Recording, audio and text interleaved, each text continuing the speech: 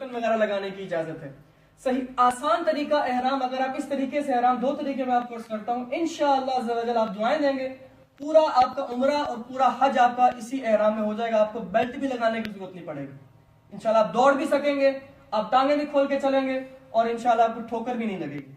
ये दो तरीके। सबसे पहला तरीका तो ये कि दोनों को यहां से बराबर करके दोनों सिरों को ये अंदाज थोड़ा सा ऊपर खींच लें। और एक चीज का खास ख्याल रखना है कि नाक से एहराम ऊपर होगा, क्योंकि मर्द का सितर जो है वो नाक से लेके इंक्लूडिंग नीज यहां तक मर्द का सितर है। बहुत सारे लोग क्या करते हैं, एहराम उनका नाक से नीचे हुआ होता है, जब चादर हटती है तो सितर जाहिर हो जाता है। वो दिखाना भी नाजायज और देखना भी नाजायज है। और स्पेशली वहां पर औरतें मर्द इकट्ठे होते हैं, तो इस वजह से पर्दे का खास ख्याल रखना है। इस्लामी बहनें भी ऊपर सुन रही है कि वो भी जब अपना कपड़ों का वो करेंगी सिलेक्शन, तो उनके लिए एहराम उनका नॉर्मल ड्रेस है, लेकिन उनके लिए अर्ज ये है कि वो ऐसे कपड़े चुने जो बारीक ना हो, जिससे उनके जिस्म की रंगत जाहिर ना हो, और जो स्कार्फ वो पहनेंगी वो ऐसा स्कार्फ ना हो कि जिससे जिस्म बालों का रंग जाहिर हो। ठीक है, वो ऐसा स्कार्फ पहने जिससे उनके जिस्म की ना रंगत जाहिर हो चेहरे की और ना कान निकले हो। और कुछ होते हैं कान के पीछे से स्कार्फ लेते हैं, ये तरीका नाजायज है स्पेशली हज पर। दूसरा, माथा कवर होना चाहिए, यहां से बाल कवर होने चाहिए। बहरहाल पहले इस्लामी भाइयों का सुन लीजिए। अच्छा, यहां से आप जो ऊपर वाला पल्लू है इसको थोड़ा सा 4 उंगल या 1-2 गिट इसको लंबा जायद छोड़ दीजिए। जायद छोड़ने के बाद अब इसको आप यहां से पकड़ लीजिए। अब अपना सांस आप अंदर करेंगे। सांस अंदर करने के बाद यहां से आप दोनों को पकड़ लीजिए। यहां से आपने दोनों को पकड़ लिया। अब यहां से आप इसको राइट हैंड साइड पर यहां से छोड़ दें, अब ये कहीं नहीं जाएगा। अब यहां से दोबारा पकड़ लीजिए।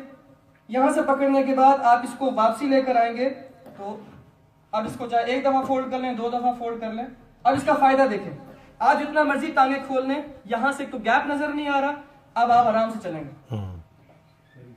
अब यहां से आपको बेल्ट लगाने की जो नियत होगी वो ये नियत नहीं होगी कि आपने एहराम को होल्ड करना, ये मकरूह है अगर इस नियत के साथ आप बेल्ट लगाएंगे। बेल्ट लगाने की नियत सिर्फ ये होगी कि आप जरूरी कागजात रख रहे हैं, लेकिन इस तरह आप एहराम करेंगे इंशाअल्लाह अज़्ज़ा वजल ये कहीं पर भी नहीं जाएगा। तो ये दोबारा तरीका सीख लीजिए, राइट करना या लेफ्ट करना, जहां से भी आपके लिए आसानी हो। इनको बराबर करके ऊपर वाला जो है इसको थोड़ा सा जायद कर लें। थोड़ा सा जायद करने के बाद यहां से बिल्कुल थोड़ा सा सांस अंदर करके जितना आप मुनासिब टाइट कर सकते हैं, यहां से दोनों को पकड़ लीजिए। दोनों को पकड़ने के बाद इसको वापसी साइड पर लेकर आएंगे, तो यहां से आप दोबारा पकड़ेंगे दोनों को, और ये आगे से पर्दा भी हो गया और ये बिल्कुल टाइट हो गया। यहां तक आराम से आप कर सकते, ये आराम से। अब आप इसमें चलते रहो, ठीक है। ये तरीका है नीचे वाली चादर का। अब ऊपर वाली चादर कैसे लेनी है, इसमें बहुत सारे लोग यहां पर गलती करते हैं, जिसकी वजह से उनको प्रॉब्लम होती, बार बार उनका पल्लू गिरता है। जब आपने एहराम खरीदना है ना, आपने यूं चेक करना है इसका साइज, कि ये जो चादर है ये यहां से घूम के यहां तक आनी चाहिए। इतने साइज की चादर आप लेंगे। बहुत से लोग छोटी चादर लेते हैं, वो जब यूं करते हैं ना वो पीछे खत्म हो जाती है, यहां से दोबारा खींच ही नहीं सकते। अब तरीका क्या होगा कि यहां से आप इसको यहां से आप अंदर दे देंगे एक पल्लू को। अब क्या हो गया, आपका पेट और सीना कवर हो गया। अब अगर ये चादर गिर भी गई ना तो आपका सीना और पेट जाहिर नहीं होगा। ये सबसे जबरदस्त चीज है। अब आप इसको जब राइट से लेफ्ट शोल्डर पे हमें डालें, यहां से 2-3 बल दे दें। बल देने के बाद आप आराम से उसको पीछे लेकर जाएं और यहां से इस कोने को इस कोने को इस तरफ लें। अब आपका पूरा हज हो जाएगा, आपको किसी भी किस्म की जरूरत, ये आगे आ गया, जरूरी समझो तो यहां से इसको अंदर वापसी दे दो। अब ये कहीं पर भी नहीं जाता। अब आप नमाज के लिए हाथ उठाएंगे, आपको यूं करने की, अब आप यूं करेंगे तो यहां से भी नीचे नंगा नहीं होगा जिस्म आपका। बेहतर तरीका, थोड़े से हाथ साइड पे निकाल के अल्लाह अकबर, पर्दा भी बाकी है और एहराम भी कहीं नहीं जाएगा। ठीक है, अब इसको दोबारा करते हैं।